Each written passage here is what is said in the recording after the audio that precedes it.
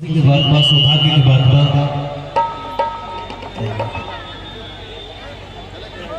राकेश पाठक जी आप मंच पे आ जाइएगा।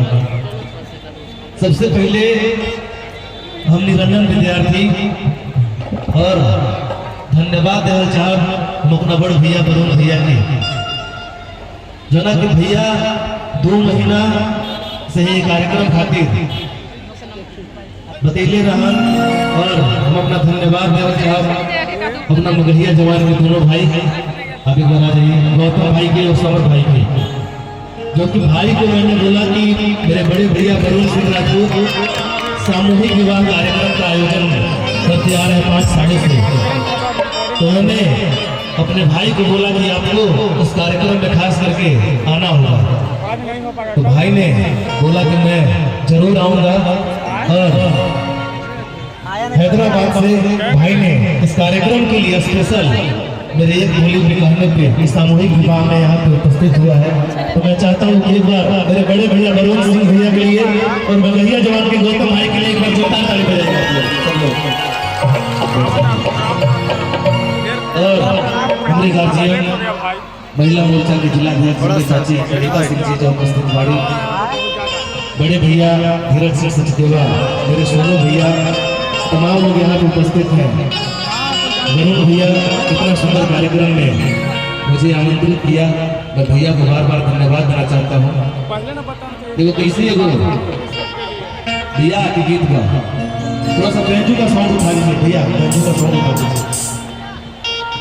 हेलो हेलो हेलो ठीक बाबा बस अब हमरो हो गल उठा hello hello hello hello hello लाल का बोलो ठीक है। लाल का देखो दोनों उपलक्ष्य में हमने के सब कलाकार लोग आ जाए बने, तो हम चाहता नहीं ओकरे गीत हो जाओ कैसे की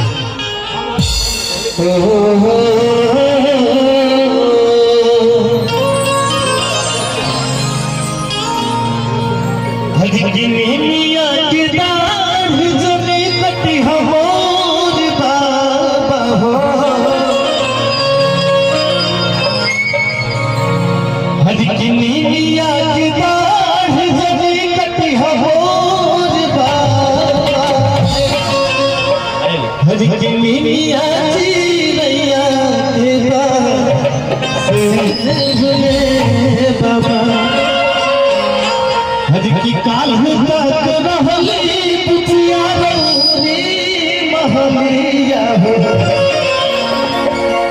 बेटी ऐसा चीज होली जे क्षण भर में आज ही जा कल उही जा, ना जाने कहाँ कहाँ कब केकरा चल जाए के बाद इस बेटियन खातिर आज 21 घोड़ा की शादी समारोह में उपस्थित भइल बानी।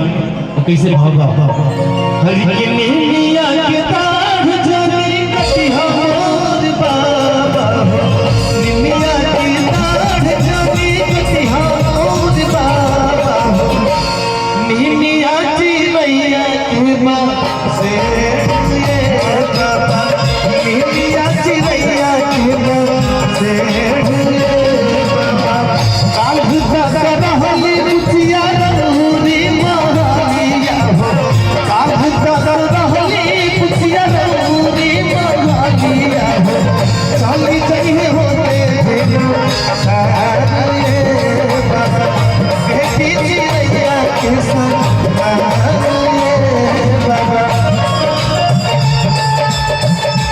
आप लोग कम से कम शादी समारोह में आने मीठा मीठा ताली बजाते रहिए सब लोग।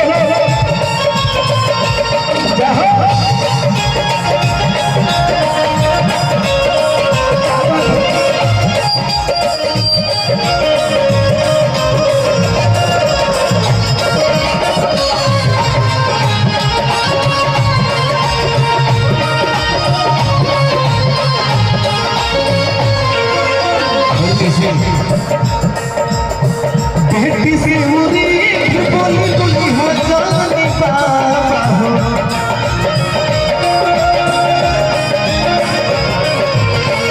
बेटी से मुरी बोली बोली हो जानी बाबा। हरी की बेटी से उरीठ बोली बोली हजार बार हर बेटी चिड़ैया कैसा माए बाबा की बेटी चिड़ैया कैसा माए बाबा।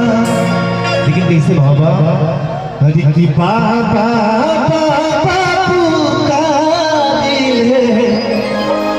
बाबा नहीं बोले हो। हमनी के जब शादी बियाह होला तो बड़ा सुंदर एगो माई बहन गीत गावे हरी की बाबा बाबू कारी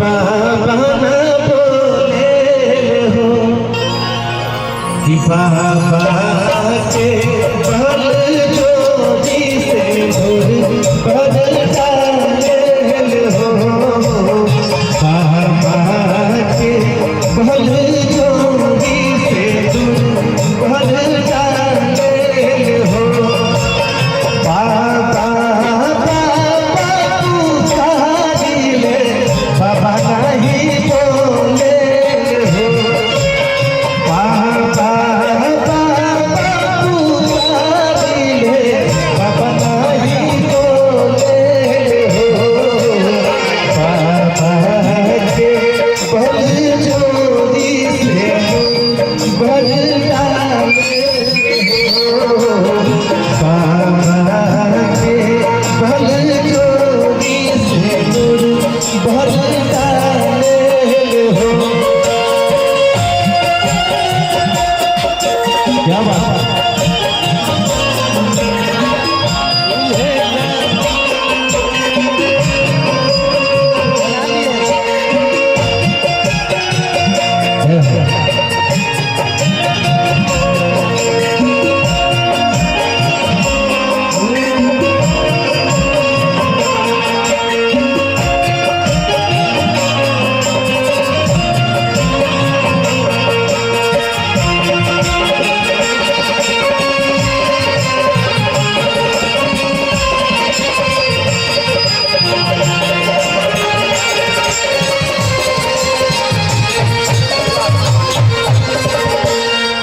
भैया भैया पुकारिले भैया नहीं बोले हो भैया भैया पुकारिले भैया नहीं बोले हो भैया के बल जोड़ी से बदल डाले हो भैया के बल जोड़ी से बदल डाले हो भैया के बल जोड़ी से बदल डाले हो।